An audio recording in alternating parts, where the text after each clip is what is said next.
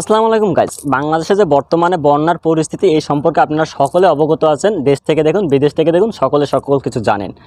এই যে বাঁধটা খুলে দিয়েছে বা তারা আর্টিকেলে বলেছে বাঁধটা ভেঙে দিয়েছে, অথচ আমরা জানি বাঁধটা খুলে দেওয়া হয়েছে।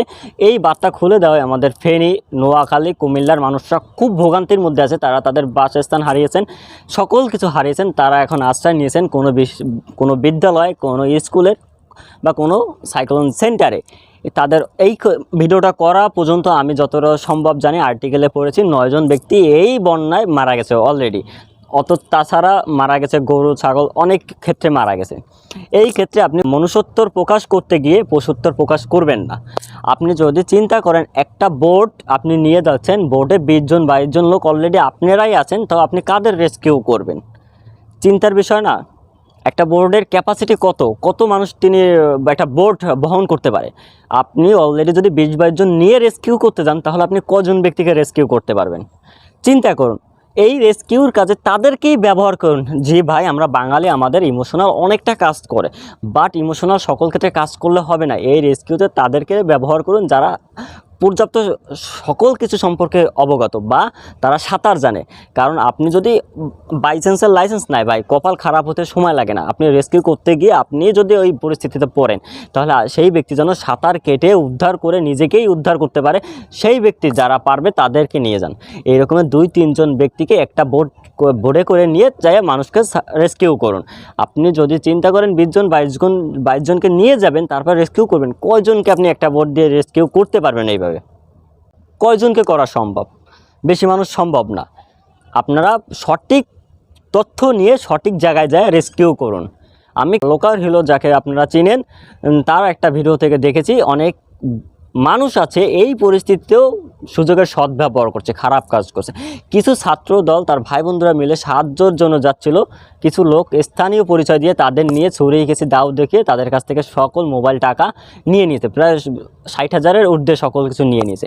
এই পরিস্থিতিতে আপনারা মনুষ্যত্বের পরিচয় দিন, পশুত্বের পরিচয় দিয়েন না। কারণ অলরেডি ফেনী, নোয়াখালী, কুমিল্লার মানুষ খুব ভোগান্তির মধ্যে আছে। তারা বুঝতে পারতেছে একটা বেঁচে থাকার লড়াই কাকে বলে। তারা বুঝছে খাবারের কষ্ট কী, থাকার কষ্ট কী। তারা বুঝতেছে ভাই, আপনারা সুযোগে ব্যবহার করেন না।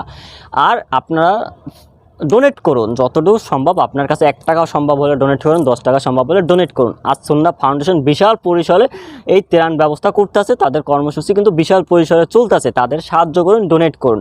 অলরেডি প্যালেস্তিনের রাষ্ট্রদূত, যিনি কিনা এই আজ সুন্নাহ ফাউন্ডেশনের কর্মসূচি দেখে পরিদর্শন করে এসেছেন, এই ফাউন্ডেশনটা বিশাল পরিসরে সাহায্য করছেন। তাদের আপনি সাহায্য করুন, সঠিক তথ্য দিয়ে হলেও সাহায্য করুন এবং টাকা পয়সা দিয়ে হলেও সাহায্য তাদের করুন।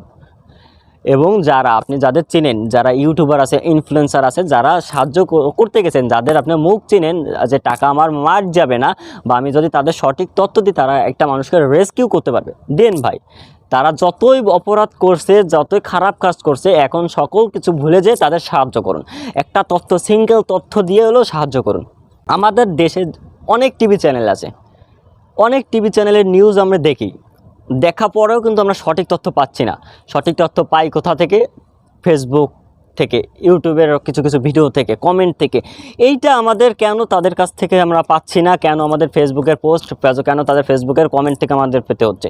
এইটাও একটা কষ্টের বিষয়। তারপরও আপনারা যতদূর সম্ভব চেষ্টা করছেন, আলহামদুলিল্লাহ সকলের ক্ষেত্রে থেকে আগায় আসতেছে। এর জন্য সকলকে শুকরিয়া। আপনারা সঠিক পর্যায়ে সবাইকে সাহায্য করবেন, ত্রাণ দেওয়ার সাহায্য করবেন, আপনার যথেষ্ট সম্ভব ডোনেট করবেন এইটা। আর সকলে নামাজ পড়বেন আল্লাহর কাছে। এই 3 কুমিল্লা, ফেনী, নোয়াখালী মানুষের জন্য দোয়া করবেন। তারা আমাদের ভাই, তারা আমাদের মা, তারা আমাদের বোন।